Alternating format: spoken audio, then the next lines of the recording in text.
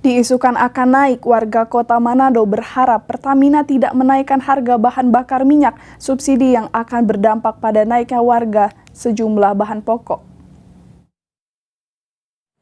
Heboh dengan isu harga bahan bakar minyak yang akan naik pada 1 September 2022 membuat warga pengguna BBM bersubsidi mengaku hal tersebut bakal berdampak pada kenaikan sejumlah harga barang pokok. Salah satu warga Kota Manado, Octavianus, mengatakan harga BBM yang naik malah akan mencekik para driver ojek online yang merupakan salah satu pengguna terbesar bahan bakar minyak bersubsidi. Mau naik, sebaiknya jangan dulu naik. Karena kalau dia dari BBM naik, kebutuhan yang lain juga otomatis naik. Begitu. Kemudian dari kayak orang driver online, harga untuk tarifnya itu tidak naik. Tetap, sedangkan kan otomatis kalau BBM naik, ongkos semua naik, spare part juga naik.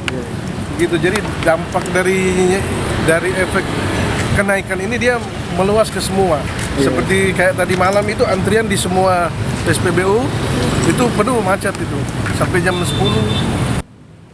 Sementara itu hingga saat ini pihak Pertamina masih belum menaikkan harga BBM bersubsidi untuk Pertalite di seluruh Indonesia masih di harga Rp7.650 per liter. Eka Putra melaporkan untuk Kawanua TV.